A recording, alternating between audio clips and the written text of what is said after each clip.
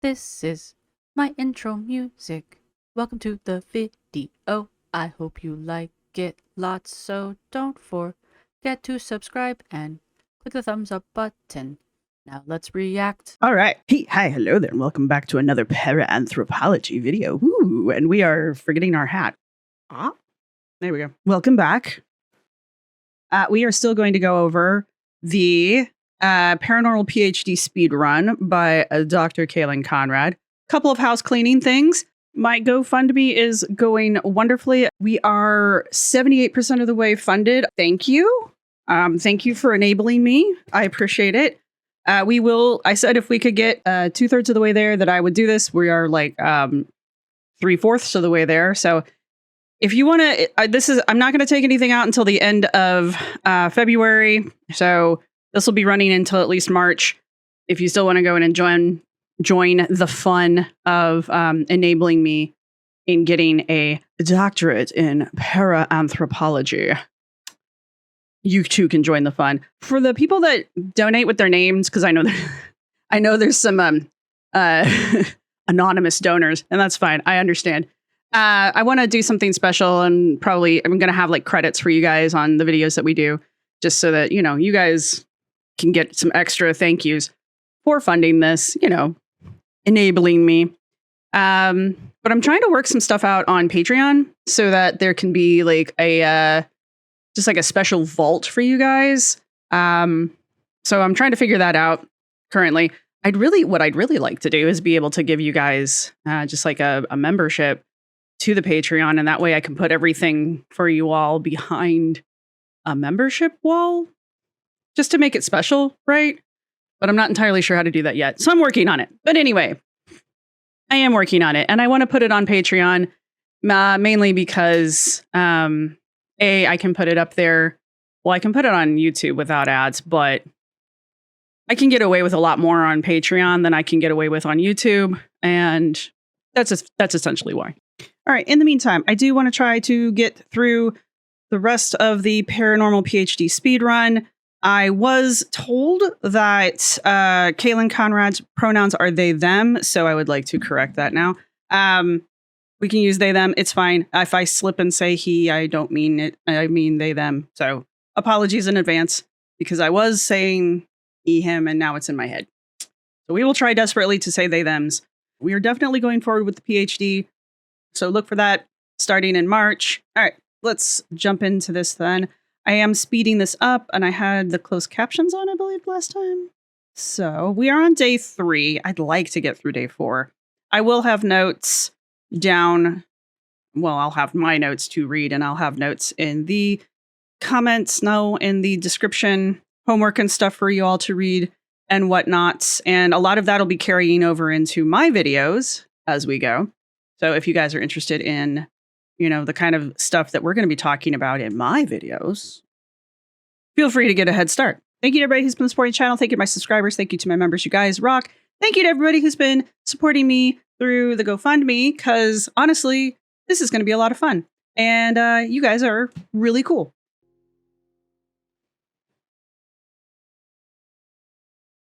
I came to like a corpse that forgot to stay down. Everything hurt, and the parts that didn't were just too numb to notice.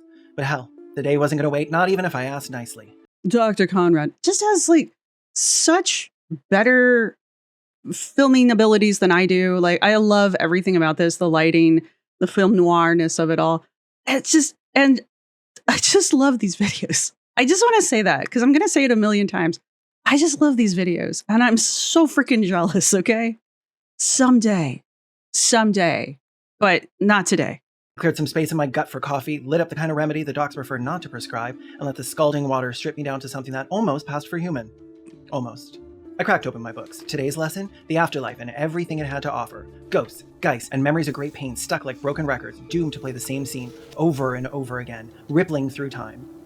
It probably shouldn't surprise you that Douglas believes in the afterlife. I actually used to run with, very, very briefly, ran with a ghost hunting group. And they were cool people, really cool people. And I swear to you guys, they would find evidence and stuff. They'd get the EVPs, and they'd get stuff on film, pictures and stuff. I can't see shit, man. I tried so hard to hear things. I tried so hard to see things. I just couldn't. I guess it's just me. But, they found all kinds of cool stuff. And they were really cool people to hang out with. Really enjoyed going to the places we got to go to investigate. We got to investigate an old theater. We went to a couple cemeteries. And we went to some parades. We weren't investigating, but we got to be in some community parades. That was kind of fun too. So we just had a good time. They were just good people. But yeah, I just, when it came to the evidence part of things, which also keep in mind, I was usually the resident skeptic and I informed them of this well in advance. So it's not like I snuck in there oh yeah, I totally believe in ghosts. And then at the end, it was they knew going in that I was a skeptic. So it's fine. I wanted to hear and I wanted to see the same things they were hearing and seeing. And I never did. And it irritates the crap out of me. Because they all had a better time than I did. And is a follower of the survival hypothesis, which is just the theory that our consciousness survives death in one form or another. Okay. It wasn't until I did extensive research on the matter that I found rational and compelling reasons to believe that we do indeed live on. This segment explores several areas and beliefs concerning death, and is that a real lantern, or does he? I want that lantern. Offers compelling evidence that we don't actually die at all. By then, I was down bad, real bad, practically crawling on my hands and knees, whispering for a glimpse of this so-called compelling evidence. I wasn't just asking, I was pleading. Please, sir, may I have some source? I'm waiting for my moment. Right now, I'm the first time I watched this through, I think I got to this part, and I was like, it can't be that bad. It can't be that bad. I'm pretty sure I'm going to have my moment. And while the reason the doc believed what he did was about to be provided, whether it was evidence, compelling or otherwise, was up for debate. We'll get into the times that the professor claims to have interacted with spirits, but the main evidence for his claims boil down to two phenomena: near-death experiences and shared death experiences. With the advances in medical science over the last century, more and more people are being resuscitated after having died. And many of them, but not all, have reported strange experiences while they were clinically dead. According to the textbook, these Lazarus fanboys said that they had had memories of the unexplainable. They floated above their own stiff corpses, or took a one-way trip through the pitch black nothing towards some glowing promise. Wasn't there some real popular movie made many decades ago now? Look, I know you all hate when I say this, but I'm old. Wasn't it what's the name of that damn movie? But it was about some skeptic who died, had an afterlife experience, and came back a believer. It was based on a book, obviously. Yep. One of you will know what I'm talking about. Watched their lives flicker by like a busted film reel and came face to face with the dearly departed, like some welcoming committee from the great beyond. Some even saw the face of God. Well, they saw someone's face that they associated with whatever God they believed in, if they believed in one. And many of them, after crawling out of the dark, came back changed. They came back with renewed faith, a stronger sense of purpose, sometimes freckles in places they didn't previously have any, That's not a freckle. occasional extra finger, or so they say. Well, not the finger part. Strange thing though, no one ever I was like, really? saw a God that didn't already match the one they'd been praying to. Everyone's vision lined up real neat with whatever faith they were holding on to. Funny, ain't it, that death has a way of dressing up in whatever robes you're already expecting. Okay, so we've got our 3 principles, right? Again, you go all the way back to the first video. I'm not spending another half hour of our lives going over that again. But go all the way back to the first video where I explain our 3 pillars. We've got our haunted legitimacy. We've got our experiential narrative sovereignty. Yep. And we've also got our charismatic moral authority. I just made these up, so they're still new to me too.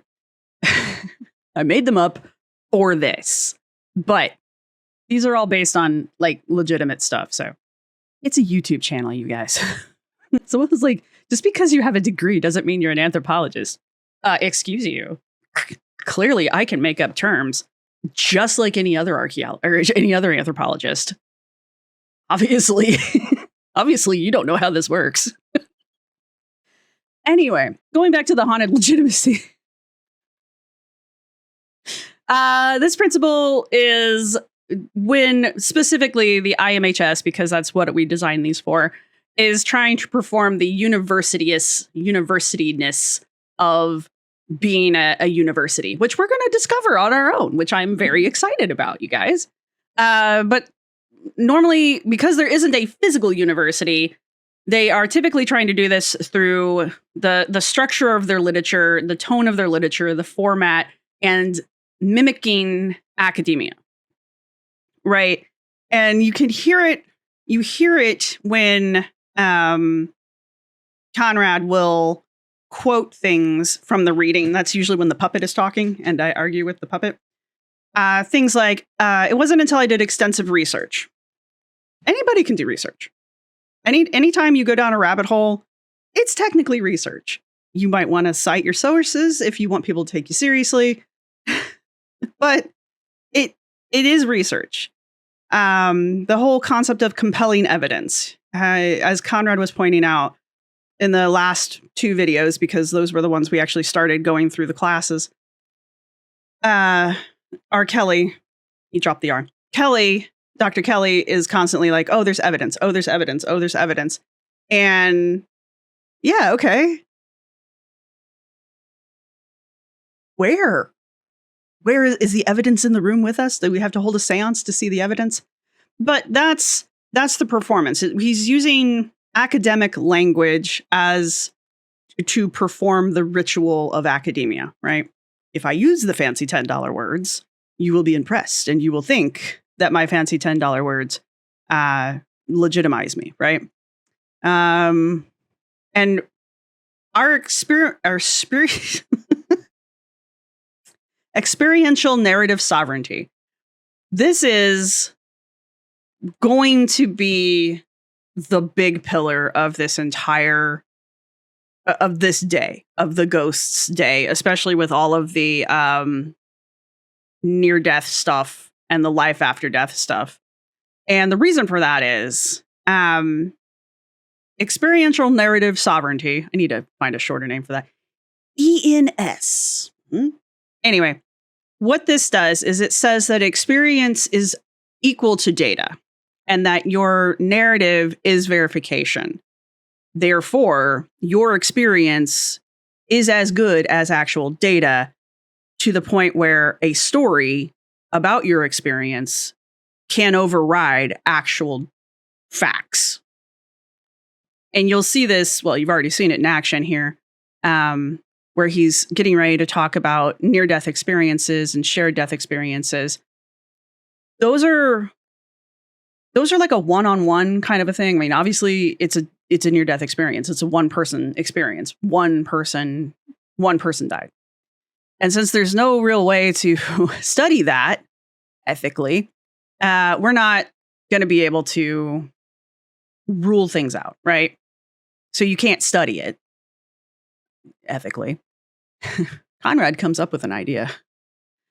But because of that, all we can use are the stories of people. And as you can hear, Conrad's already poking holes in this because as Conrad pointed out, the people who came back with their near-death experiences and who came back, renewed in their faith and whatnot, they had a religious experience that aligned with whatever religion or religion that they might have been raised in that they had, right? The Catholics had a Catholic experience. The Buddhists had a Buddhist experience. I don't know.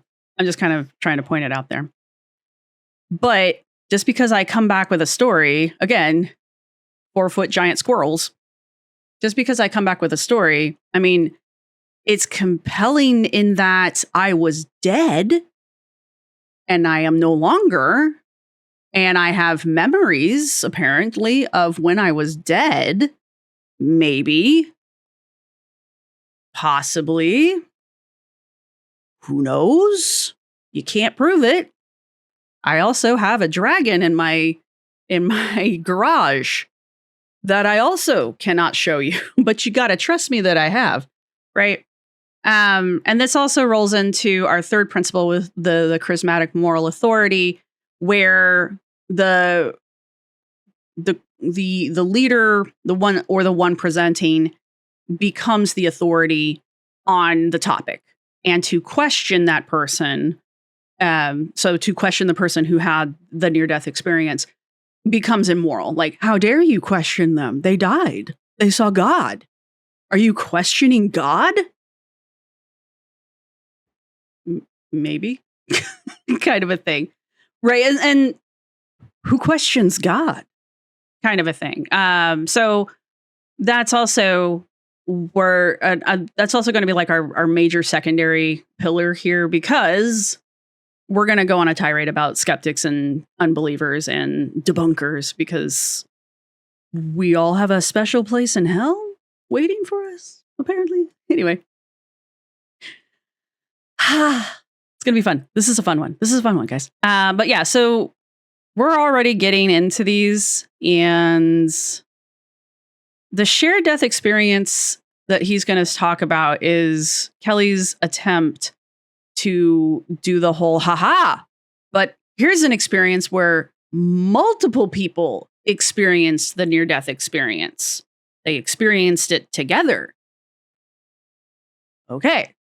Still, the two individuals did not experience the same thing. They were just both present at the time that they think the thing happened. Right? Not both of them died. Right? We also get that whole idea of like, you can't prove the person who had the near-death experience, you can't prove that they're lying. True. And I wouldn't, because they're not. That's the other end of this. They're not lying. The person who had the near-death experience, who's telling us the story, I would say 99% of the time are not lying. They had an experience. Something happened, right? Regardless of why it happened, how it happened, whatever, that person had an experience, right? That's not what's at question here. And it literally, them having an experience that was religious or whatnot, that's not even at question here. We're not questioning the individual. Kelly's going to make it sound like we are, but we're really not questioning the individual. But is it proof of life after death? That's the question. And that's the question Kelly can't answer. And Kelly's like, well, you can't prove that it doesn't prove life after death. That's true. And you can't prove that it does. Okay? You can't falsify this, which means you can't form a hypothesis around it, because a hypothesis has to be able to be proven false, or else it's not a hypothesis. You can't, if you can't prove it false, you can't solve it, right? If there's not a chance that it can be wrong, then you can't solve it, because there's no chance that it can be right. That's why it's important, right? So things like this, and that's why you can't prove God. I can neither prove nor disprove something that is unexplainable, right? Ask ask everybody on the planet what God is, and you're going to get how many people are on the planet? That's how many different answers you're going to get. That's why you can't do that. Same thing with these near-death experiences. There's nothing you can whittle it down to in order to form a hypothesis. So that's why, also, this is not science. If you can't form a hypothesis around it, you can't test it. If you can't test it, it's not science. You can be a theoretical, you can do the whole like quantum theoretical string theory, you can do that all day long if you want to. You can have a good time over there in that corner. But as far as like provable, testable science, this is not it. Anyway, I've had my tirade. The straight-laced Catholic who cashes in his chips and winds up shaking hands with Thanatos himself, that's the kind of conversation that I'd be interested in hearing about. People see Jesus in toast, which is delicious, but I'm not surprised they see him when they're unconscious. Skeptics claim that NDEs are caused by biological factors such as oxygen deprivation to the brain as it is dying, hallucinations from medications, or the effects of anesthesia, but they cannot prove these any more than a believer can prove them wrong. He's not wrong. Still, again, a long time ago, in a galaxy far, far away, the state of Indiana, I remember being told a story that somebody had built a God machine, I think they called it. And it was basically like a big magnet that you put on your head. It's like a magnetic cap you put on your head. And depending on where the magnetic flow was at any given moment, they could induce a religious experience or the feeling of a religious experience. I remember that. I wish I could look it up for you. But I do remember that like a couple prominent skeptics got into it because they were like, all right, cool. And they're like, yeah, I had an experience. I felt something, but it doesn't prove God. It proves a magnet can stimulate my brain to make me feel like I'm having a religious experience. That's all it proves. As an anomalous researcher myself, I am interested in the truth. But the skeptics are going to have to provide far more compelling arguments to effectively counter the weighty, anecdotal evidence for the veracity of NDEs. Veracity might not be the word you're looking for. Here's the thing, though, and I'm sure Conrad's going to get into it, but I have evidence that the drugs that they give you can cause hallucinations. I have evidence that oxygen deprivation can cause hallucinations. I have evidence. What was the other one? I forget. I have evidence that certain things that occur around the time of death will cause hallucinations. So it's logical to say, if I'm trying to solve this problem, it's logical to say that that is probably what's happening for people who are coming back. Obviously, if you don't come back, we can't answer these questions. But that is a logical answer. But again, there is no ethical way to test this. You can't go around offing people so that you can attempt to bring them back with the hopes that they will have a near-death experience. So you can test these theories. I don't even know how you would set that. He's got a funny idea. Conrad's got a funny idea, but even Conrad's like, you can't do this. The burden of proof shifts quickly when Douglas is around, and I once again found myself wondering if maybe the doc should have spent some time going over what he thought compelling meant regarding evidence. Because to everyone else, it means evidence that is so persuasive, the conclusion born from it is nearly impossible to doubt. So tight, so convincing, you'd have to be a fool or a liar to argue against it. But that's never the kind of evidence that Douglas provides. His version of compelling is more like his personal gut feeling dressed up as science. Maybe he just means he personally found it compelling. But that's not how this works. Compelling evidence does not mean some guy named Doug thought it was pretty neat. Because science actually does What do you got against Doug? have truly compelling evidence. We know oxygen deprivation can twist your senses, make you see things that aren't there. Drugs can conjure ghosts in broad daylight, hallucinations, delusions, you name it. So when the lights start going out upstairs and the brain begins to shut down, there's every reason to think it might throw one last picture show as a treat. Now, shared death experiences?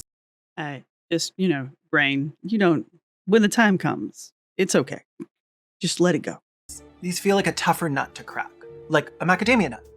In these cases, someone really does die forever, but the strange part is what happens to the folks still breathing that were around them. Yeah. They don't just witness a death, they experience it. Maybe they see the soul slip out like steam from a manhole cover. Maybe they catch a reel of the dead person's life flickering before their eyes, as if someone queued up the final cut. Sometimes there's a bright light or a flash from the other side. Maybe the Grim Reaper appears for a quick game of chess. Someone plays Sims. For Douglas, this is practically the final nail in the coffin.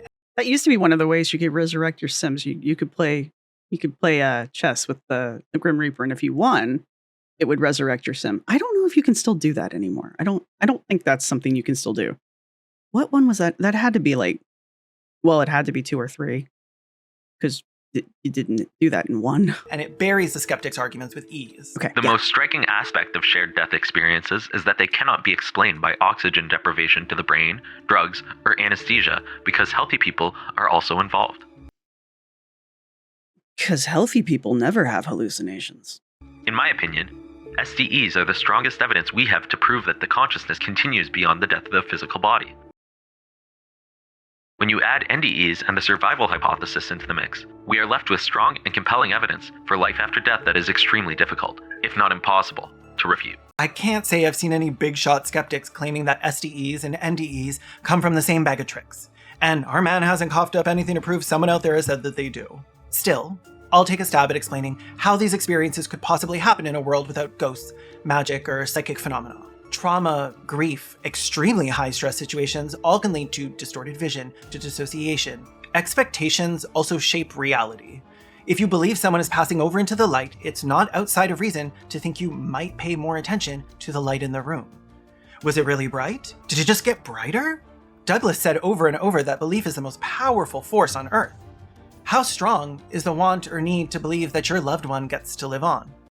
How am I so freaking oblivious that I just realized that Doug and Douglas are the same person? Anyway, here's the thing, and I get what Conrad is arguing. The other side of this is, coming from an anthropological point of view, much like the people who have a near-death experience and come back and tell us about it, the people who are witnessing the death of a loved one and they experience something, they are having an experience. They are experiencing something. Why? How? Is not irrelevant, but also doesn't take away from the fact that they are truly having an experience. And the question isn't if those individuals had an experience or if those individuals experienced something around the time of the loved one's passing, or we assume a loved one. We assume you liked them. Does that then prove life after death? And I would argue that it still doesn't, even with Dr. Kelly's requirements, because there's no proof that after that event that anything continues. There's nothing to correlate that event with any progressive event after the fact. All you've proven is that everyone in the room or in the group experienced an event around the time of the individual's passing. So even if I concede that, yes, they all had a supernatural experience that they all shared at the exact moment of someone passing, it still doesn't prove life after death, right? Your stronger evidence is if you somehow could prove near death. This doesn't actually prove life. This doesn't help prove life after death. It just literally proves that, I don't know, maybe there's a soul. But I'm not saying that there is, and I'm not saying there isn't. I'm just saying if you were going to use this as an argument, I feel like that would be the argument to be making, because this does not prove that anything progresses after this moment, right? Oh, I saw a bright flash of light when they died. Okay, cool. I saw steam escaping from their nose and mouth when they passed away. Okay. That doesn't prove that anything happened after that. It just means that those things occurred. Some people associate bright lights with the spirit. Some people associate that is the steam leaving your body. That's not a real thing, by the way. I'm just saying.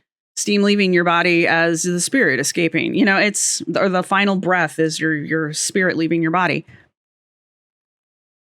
So you're still not proving life after death. Even by Dr. Kelly's own criteria, it doesn't prove life after death. And I'm arguing with a puppet again. Ugh. Why? Why do I keep arguing with a puppet? Why do I argue with the puppet? How powerful is grief? If our mind is powerful enough, as Douglas thinks, to perform psychic feats, how could it not be powerful enough to imagine a bright white light and convince ourselves it was real? There's also just old-fashioned memory being reworked and reshaped. One person points out they noticed a bright light as Grandpappy passed, and the next person remembers, hey, it was really bright in the room, right? I think I remember that. And then the story becomes we both saw the room get bright. And then later, after countless retellings, maybe the light in the room took the shape of a man, which was eerily coincidental because in life, Grandpappy was also a shape. If the best evidence you've got is secondhand, soaked in emotion, scribbled down long after the smoke cleared, and no one can test it or prove it, it just doesn't hold water. Right. If that's what you're trying to use as evidence, that doesn't hold up. Again, still not negating the individual's experience. I know you guys hate when I do this with the anthropology, but You can never tell someone they didn't experience something. That's the downside. It's not even a downside, but that's just the part you have to realize when it comes to this, especially with anthropology. You can never tell somebody they didn't experience something. We have to put our anthropology hat on for that one. There are times where I take my anthropology hat off and I get rude, but this is not one of those times. Not in my book. And Mark is missing the Douglas here anyway. Wait, who's Mark? Douglas is missing the mark here anyway, because technically, and very hypothetically, SDEs could be testable. Let's workshop an experiment. Don't do this at home. You take a group of people, 7 to be exact, you put them in a building shaped like a hexagon, with a smaller hexagon dead center and 6 outer rooms carved up like pie slices. 1 person in each slice of people pie, and 1 in the middle. None of them can see or hear any of the others scream, or like talk or sing or shuffle about. Now, the one in the middle, that's the wild card. Their only job? Press a button. That button will do one of 2 things. Either nothing at all, or it'll suck all the air out of the room, suffocating them. If they die, no big deal, we'll bring them back. A little CPR, maybe a scooch of brain damage. The outer 6, they've got a button too. They press it if they feel something strange is happening, something paranormal. We record everything, the thoughts, the feelings, the hunches, all before they get a chance to talk to each other. Contaminate the pool. Nice, clean data.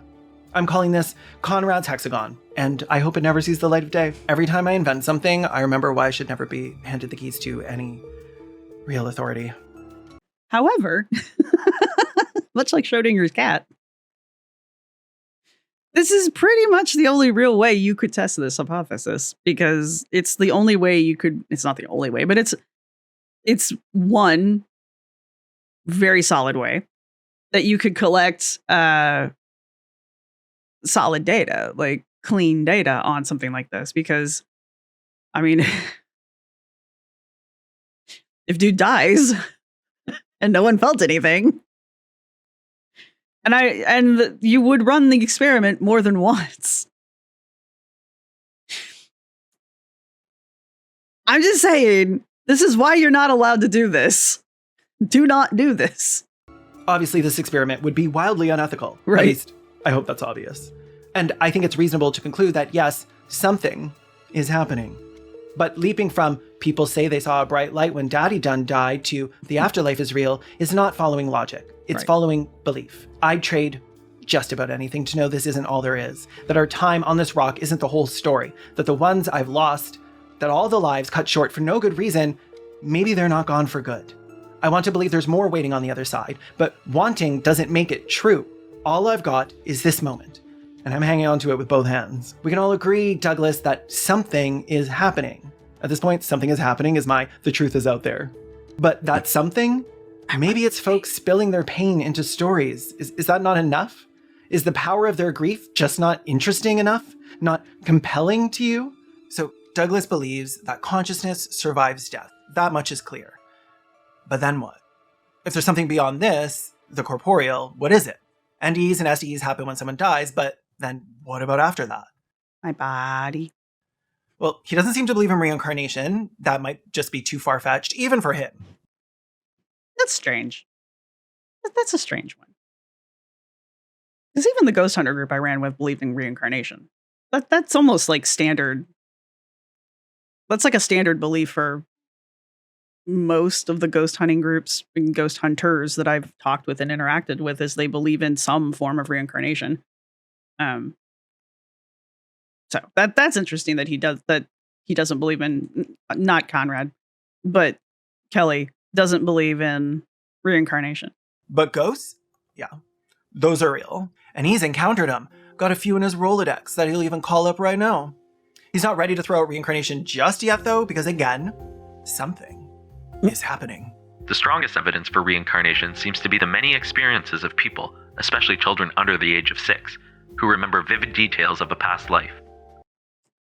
Dude, my cousin, my younger cousin, when she was a kid, I think both of them did this. Oh, my older cousin did it too. I forgot about it. They both had like these incredibly detailed imaginary friends, like incredibly detailed imaginary friends who were just like not wild off the wall, like, oh, they're a pixie fairy princess from, the 9th planet from the 12th sun. No, like historically accurate. I'm like, where the hell are you picking this up? My aunt was very into like early education. So once you understand that, these imaginary friends make sense, right?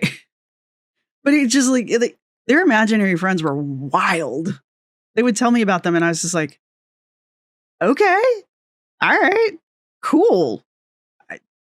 Better than Drop Dead Fred, I guess. Many of these experiences have been verified after the fact. Another form of possible evidence is the many past life regressions performed using hypnosis. These past life regressions can be rather convincing.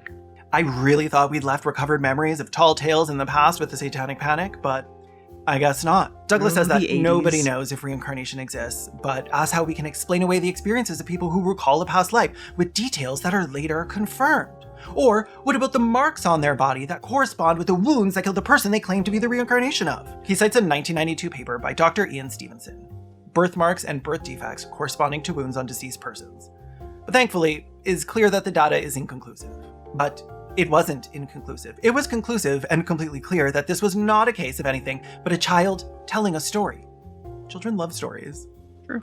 The child remembered being a man named Mahmoud Buhamsi of Kribi, who had a wife called Jamila, who had been fatally injured by a truck after a quarrel with its driver. I'm telling you, man, these stories, these kids, I mean, my cousins, man, I should have wrote these things down. Stevenson presented this as one of his most compelling cases of reincarnation, except the verification of this past life was that they found a man who was not named Mahmoud Buhamsi, who did not have a wife called Jamila, and did not die in this way. Some might even say he was a different person entirely. So, I can't wait to like dig into this, because I'm hoping this will be one of the classes I take, because I'm very curious as to why they made this connection between this person who clearly didn't fit any of the criteria and this kid's apparent past life. Like, why? So, something is happening. I think it's confirmation bias, leading witnesses, seeing past lives where others see a birthmark. But what does Douglas see? What explanation does he offer? Some people, especially What did that say? Hang on. No. Go back. See? What explanation does he offer? Performative deep breath that doesn't actually help ease any stress. And that's what you get when you go in and you edit your own subtitles. Some people, especially very young children, seem to recall past lives with amazing details. If this is not reincarnation, what could explain it? Given the fact that many of these people are young children only increases this possibility, as young children seem to be more naturally adept at psychic ability. One thing that you have to understand that I have noticed about that branch of the paranormal belief groups, they seem to forget that children will lie. And they will take things that children say as fact. And this does go back to told you. This goes back to our second pillar, the experiential narrative sovereignty. I can't even say my own words. Y'all come for me when I can't say regular words. I can't even say the words I make up.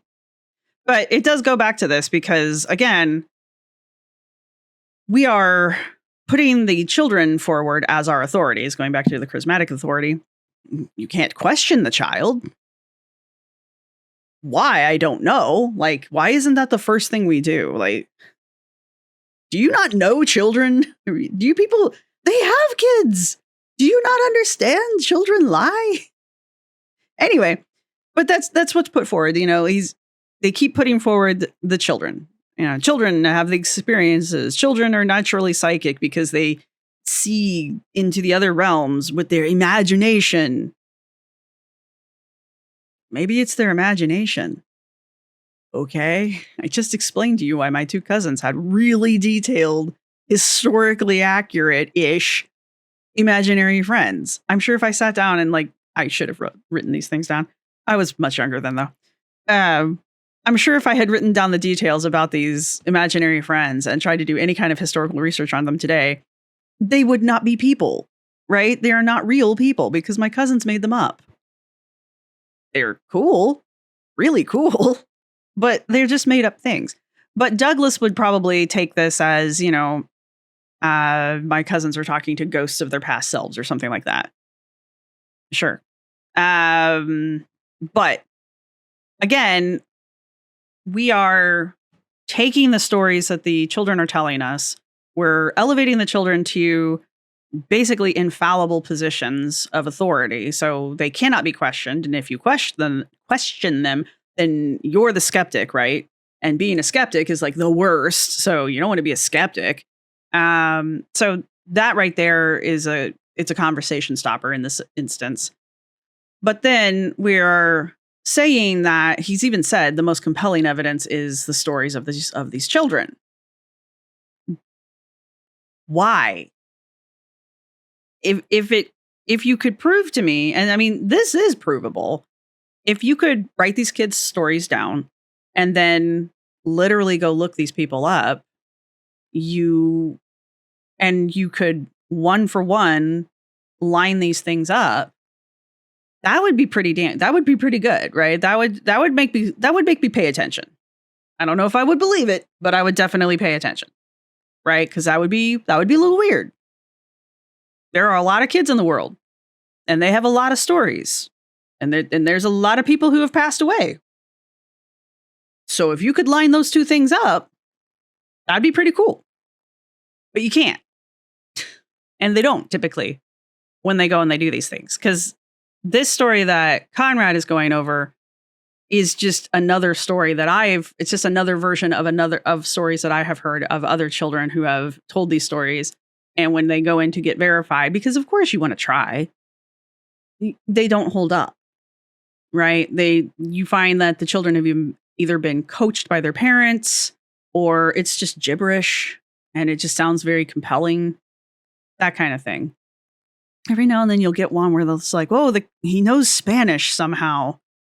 I don't really know how to deal with those ones. I don't really know. But I'm willing to bet they don't actually know Spanish, or they know like 5 words that they picked up from the television because Sesame Street kind of a thing. That's what I'm willing to believe, but I can't prove it. So I'm just guessing. I'm guessing no one's coming. Anyway, so that's, again, going back to our second and third pillars here. Again, just, the stories of the children outweigh any other factual evidence that could be put forward. And we cannot question the children because, for whatever reason, the children are infallible. Because they're children. Because children have never told a lie. There wasn't an entire Salem witch hunt based on children telling stories. That never happened. Just putting it out there. But anyway. It's always psychic children with this guy. That or the Akashic records. He loves those damn records. Oh, yeah, those now, too. If you've been down the back alleys of the metaphysical world, you've probably heard of it. It is said that there is a cosmic storehouse of everything that ever was, is, or will be. Every thought, every moment, past, present, future, it's all in there, waiting. And if your mind's psychic energy is tuned just right, you can tap in. Doesn't even matter if you mean to or not. He explains that maybe the person is remembering a past life, just not their own. Something has tethered them to a dusty file in a long-forgotten folder buried deep in the crack of the universe's hard drive. Why would you remember someone else's past life? What is the logic behind that? But anyway. They're picking up thoughts, memories that feel real to them because they are real. They're just not really theirs. He offers one other paranormal explanation as well. Spirits. Ghosts. Maybe the poor sap only thinks they're the reincarnation of Kimmy Joe from Spittoon, Texas, because Kimmy Joe's dead little lips had done been whispering in their ear, trying to spit out a final word, finish whatever was left undone. You die with something on your chest, you don't just lie still. You hang around, try to wrap it up, make peace, clear out the drawers before security escorts you out. We've all been there. It's nothing if not relatable. And that tracks because according to the Institute, ghosts and spirits ain't so different from the rest of us. And yet, look at how we treat them. Like afterthoughts, like something to be afraid of, like they don't even exist. It's time we start giving ghosts the respect they deserve. And that's why Douglas never liked the term ghost hunters. He says, you don't hunt people, Oh, don't you? Not even the dead ones. I abhor the terms ghost hunt, ghost hunting, and ghost hunter, since I view ghosts and spirits in the same way as I do any other human being. I'm just saying.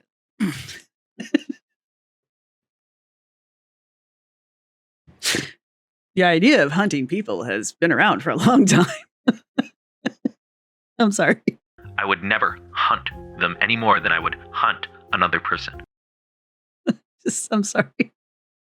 I'm being morbid.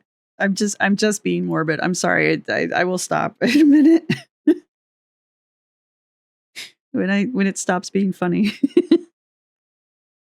Which it will not. The phrase ghost hunter cracks me up. Like some tough guy out there saying he's chasing the deadliest game of all.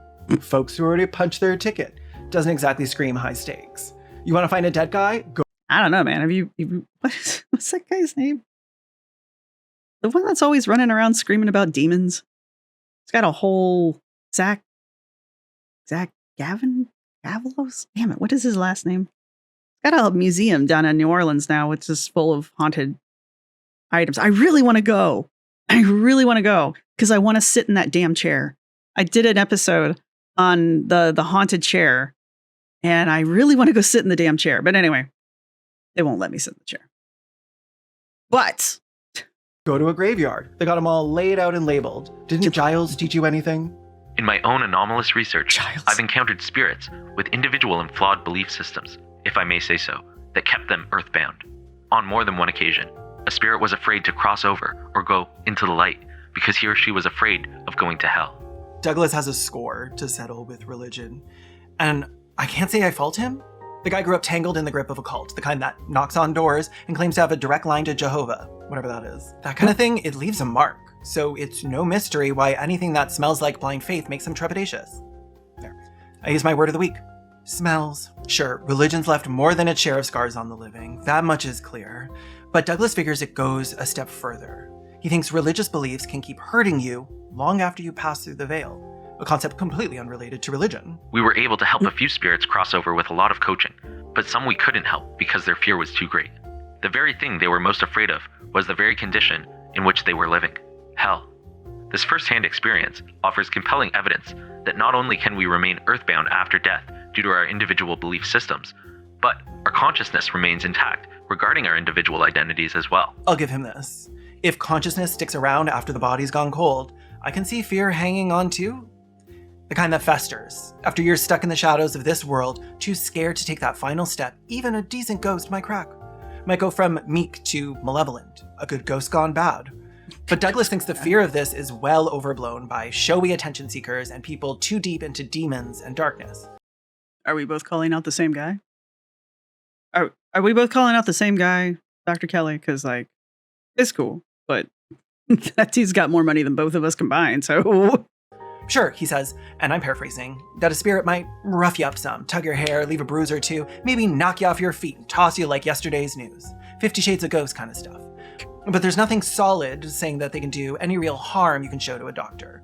That's why doctors never diagnose anyone with a case of the hauntings. Sorry. The real trouble is in your head. It's the psychic jabs that leave the deepest scars. Spirits are largely impotent when it comes to physical ability. The biggest threat from malevolent spirits is psychic attacks, which can manifest as fear, anxiety, feeling closed in, etc. Psychic attacks are really an attempt by the malevolent entity to intimidate and possess the victim. Malevolent spirits are nothing more than bullies and need to be dealt with as such. But when it comes to spirits affecting the physical world, there's a way they can do it. Through us. It's called a seance. If I ever take up the art of drag, which I won't, that'll be my name. Seance knows. That's a great name, though. Now, Douglas knows his way around a seance. He's been in more than a few, and he's not shy about spilling the tea. One of his go-to techniques goes by the name of table tipping. Sounds like a bar brawl, but it's way less fun. Picture this. A group of bored teenagers in a small town go to a farmer's field late at night and tip all of the sleeping No, wait, wrong one. A gang of hopefuls crowd around a flimsy little table. They lay their hands flat and wait. The thing starts to twitch. Maybe it's the dead saying hello. Maybe it's some untapped psychic power flowing through their fingertips. Maybe it's someone's greasy little paws playing Puppet Master. I've table tipped. It's interesting. I don't believe in ghosts. and I'm 90% sure I know who was tipping the table. But that was the point. The point was to experience the table tipping. But it is kind of like if you take a moment and you put yourself in the right mindset, it is kind of interesting. It's an interesting experience because the point is you are not the one in charge of the table tipping. Someone else is, and you don't know who. It's kind of like it's kind of like a game of werewolf. It's interesting, not because it like made me believe. It's just if you are not skeptical of it and you are in that situation, it can feel real. But it's kind of the same concept as a Ouija board or a witch board. It's the same concept, especially if you have multiple people playing with it. Somebody's moving it.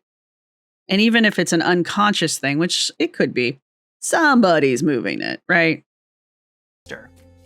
Douglas seems to think it's one of the first two. My experiences with table tipping are nothing short of astounding.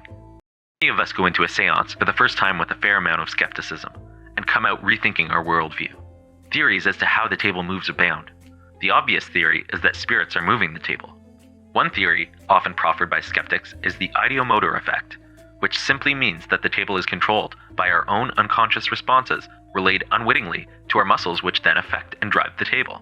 However, the ideomotor effect still does not explain how the table moves in seeming concert regardless of the number of participants. Yeah, it does. It literally does. Sorry. It's how pendulums work, too. Sometimes, the table literally appears to have a mind of its own. And yet, no mention of people just moving the table themselves, with their hands, the way every table has been moved since the dawn of tables. Part of the course involves sitting through a few reels of his private seances, videos he made clear weren't for sharing, so I won't. But if you're curious, what played out in those shadows looked quite similar to a different recording I dug up. So what Carol and I are doing... This video. How? This is like the worst evidence for table tipping that I've ever seen. Like, it is so obviously fake. Here is showing you what table tipping can look like. They're so obviously pulling the table, or at least the red. Okay, look. I don't know if the woman in the purpley looking darker sweater is actually yanking on the table, but the lady in red is clearly pulling on the fucking table. We've got a very happy spirit here working with Look at, you can see her shoving it. us. It's been assisting us. I've been doing Wants to walk out on the platform. sharing some messages with each other, and they've been very happy to sit and confirm these messages. Would you like to say hello to Paul? Look at that. Yeah.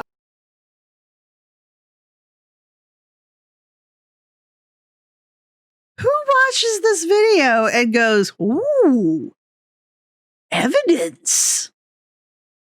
No. Any of you watching right now, watching this video, and you went, oh, wow. No. No. Find better evidence to be fooled by. Jiminy Christmas. Hello. Hi, Paul. Yeah. Hello there. Yeah, they're happy to be filmed. At one point in his seance, Douglas calls out to the spirit and says, I have some freaking questions! and I have to say, so do I. First question, why do these so-called experiments always play out the same? Someone's got to lay a hand on the thing before it budges, or it's something so light, a slight sigh could send it rocking. They say the touch is psychic, a connection, but the only thing it connects to is good old muscle and nerve. If it's really the mind moving it, then show me something real. Same setup, same room, but this time, let's see the table float off the ground, clean into the air. But that doesn't happen. That never happens. Why are ghosts so lazy? Just rock a table on your own for once. Second question, do you think we're stupid? I watch them sit in their circle, palms down, eyes wide, the table moves under their palms, and suddenly it's proof of the beyond, evidence of forces unseen. They want me to believe it's the dead saying hello, but all I see is the living playing games, moving wood with fingers and calling it a miracle.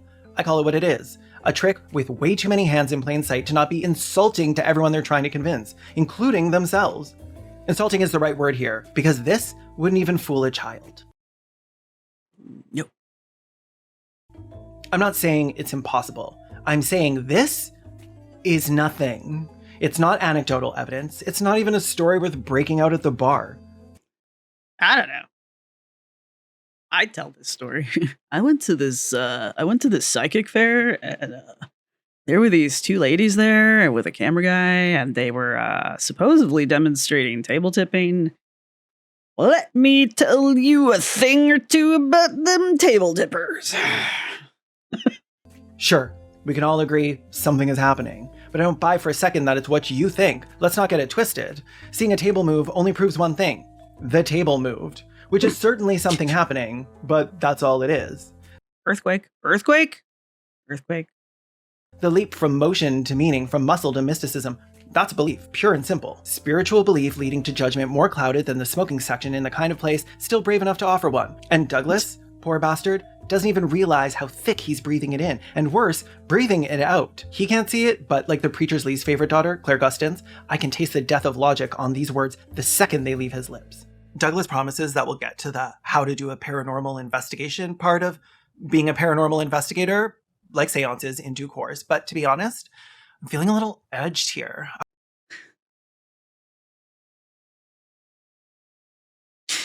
I want to test out what we've learned, and I had a pretty good idea of how to do it. Okay, this is really funny. I'm probably not going to interrupt. Well, okay, I lie. I'm probably going to interrupt with laughing. All I had to do was finish up the exam, and I was done for the day. The exam was like all the others. Questions like, As with aggressive human beings, so with aggressive spirits. The only thing that truly works is select one. Standing up for oneself, punching them before they know what hit them, gaining the friendship of a bigger bully, running and screaming like a schoolgirl. why not all four? Regardless of the cleansing method used, getting rid of the malevolent spirits is all about taking and making a stand against them by using the most potent force available, the select one. Power of physical strength. Yes. Power of the gods. Also, Power of belief. that too. Power of bitching. Always Sometimes I really found myself impressed with the way Douglas just didn't seem to give a shit about making the Institute seem like any other school. This isn't your regular, boring, accredited school. This is a cool, hip, fun school where the professor, dean, headmaster uses words like bitching, so you know they're down with it. Since we're on the topic, and I know what's coming, going back to the haunted legitimacy, since Conrad brought it up, the idea that Dr. Kelly writing these tests up is trying to make the schools seem hip, right? By working in swear words and at times just goofy answers into the tests goes back to the haunted legitimacy as well. In that kind of like reversing it a little bit, but in that reversal reinforcing, it's that whole we're so much like an actual academic institution that we can buck the rules, right? We're so academic that I can goof around with the tests, right? We can have a little bit of fun with the tests, kind of a thing. That's where that haunted legitimacy also comes in there, and that's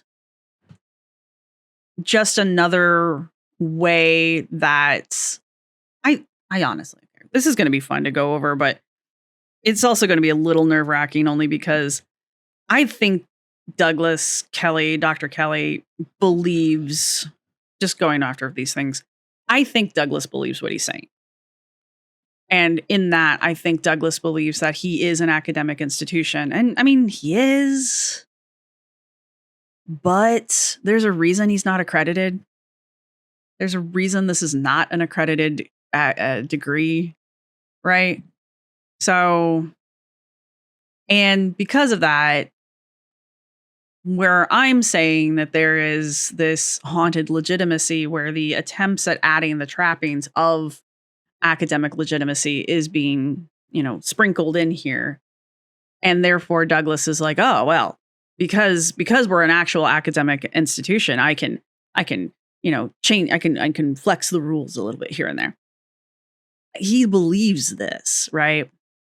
It wouldn't make it any better if he didn't. It wouldn't make it any better if he decided that he was going to be a by the book,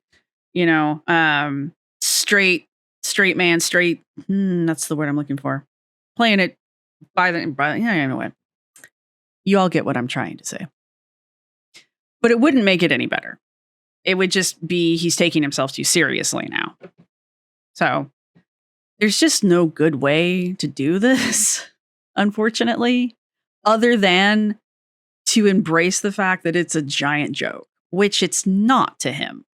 I don't think it is. We'll get into it when we start classes, but I don't think it's a joke to him. Anyway. Honestly, at least this exam didn't have that one question that kept popping up. This question is empty. Choose true. Douglas really phoned it in sometimes. I submitted the exam and officially clocked out for the rest of the day, but just because the day was over didn't mean the night didn't have other plans. The past few years, I've been hosting a show with an actress from Los Angeles. It was a history show, kind of. We called it Respect the Dead, but we were lying through our teeth. Our speciality was digging up the rotten ones, brushing the dust off their sins, and airing their dirty laundry for laughs. A private joke that turned into a public paycheck. In my spare time, I've been working on a spirit board with our particular brand of morbid humor woven through it. Just needed a few more strokes to call it done, and then I was ready to make an extremely long-distance call. And I already had someone in mind. Anita Bryant, Queen of Citrus, songbird for the sanctimonious, bigot supreme, and now, at long last, a corpse. And then, a creature feature on an episode of Respect the Dead. If anyone could be baited into a posthumous temper tantrum, it was her. And I'm not going to lie, I don't know who this is. if anyone could make her do it, it was me. The kids in the schoolyard said it was gayer than sin, and they were right. I would have boiled Anita's blood if she still had any, and I would have done it with a smile. If she showed her face, I'd shove another pie in it, and then I'd have a hell of a tale to tell come morning. But, if memory served, the spirit board requires a minimum of 2 people's fingers to coax it into talking. So I picked up the phone and called the one soul in this whole damn city gay enough to wake the dead. Brono was there within the hour.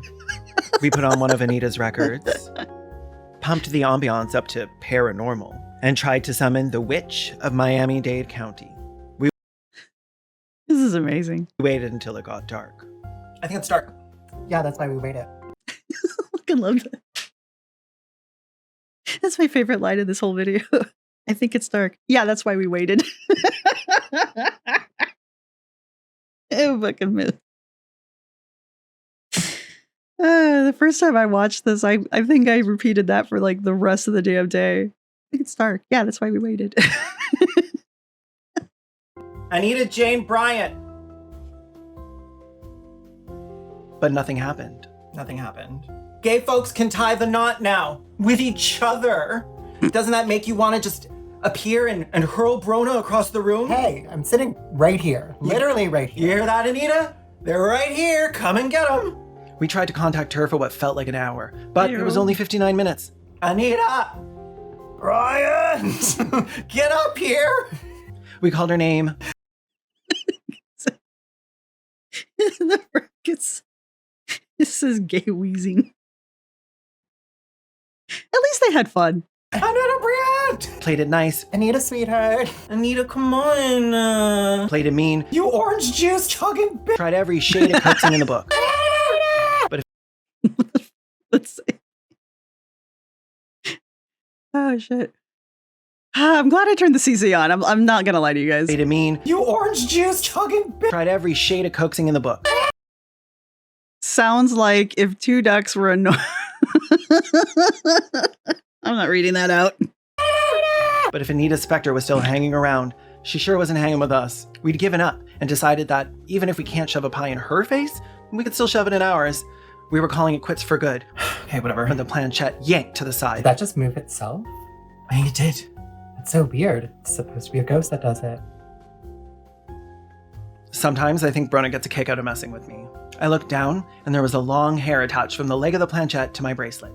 And it sure as hell wasn't mine. I sent Brona home with enough pie to kill an orphan, and I hit the sack that night with something twisting in my gut. We got against the orphan, man. You went to bed at 10? I thought I was old. Could have been the pie, sure. Who goes to bed at 10? Or could have been the orange juice mixed with red wine. Oh, But it had the flutter of something else. Anticipation. I wish my cat would cuddle with me like that. Maybe. Tomorrow was the big one. Dumble Doug was set to spill his secrets, the real stuff. He was going to teach us how to develop and use our latent psychic powers. and I was more than ready. I tuned into Douglas's radio show and let his voice fill the room like smoke. Curled up with the goose, I let the pie and wine drag me down into the dark. Learn, live, laugh, glow, glow, glow, glow. Welcome back to the Metaphysical Human Radio Show with your hosts, Dr. Doug and Dr. Victoria. Today, we're discussing how extremely real our degrees are. Oh, they're extremely real. I have one on my wall right now. If that's not real, I don't know what is. How are you going to speak, Douglas? I'm going to have a very real degree on my wall, too. All right, so we have made it to the end of day. I really wish I could put more than one of these in a video, but it doesn't look like I'm going to. Sorry. I even sped it up. Not that much, but I even sped it up. But here we are. I talk too much. I don't know what you want from me. Anyhow, if you've made it this far in the video, I hope you had a good time, because I did. Go ahead and, is there a pie? There's got to be a pie emoji. I thought there was a pomegranate one, and I was wrong. How do you not have a pomegranate one? Anyway, put a pie emoji. There's got to be a pie emoji down in the comments section. That's your emoji for this time. I rambled a lot. I'm pretty sure I don't have anything else to say that I didn't say while I was in the moment, especially since we've been doing this for a minute and I've kind of forgotten things. Anyway, but yeah, if you are enjoying these videos, and you would like to last minute help me out, I don't know why I'm stumbling over things. The GoFundMe is still live until the beginning of March, so feel free to go in and slip your name in there real fast if you want. If not, it's the thought that counts, honestly. We're all going to have a good time. We're all going to have a good time. These videos are going to go up on the regular channel, but they're also going to go up on the Paranormal Archaeology channel, because I'm not going to lie, it is my goal to hopefully get that channel monetized this year, because I would like to do more of that stuff. I would like to do more of that. And I would like to keep it over on that channel just because it's not, this is fun.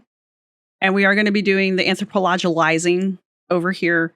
But this is not our typical content. We want to be talking about the typical content on this channel.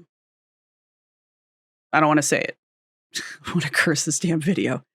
But so if you're interested in that, we are going to be moving over to that channel a little bit.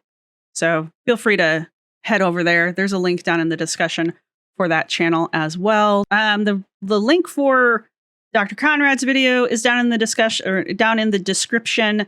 Don't forget there's reading material if you want it down there.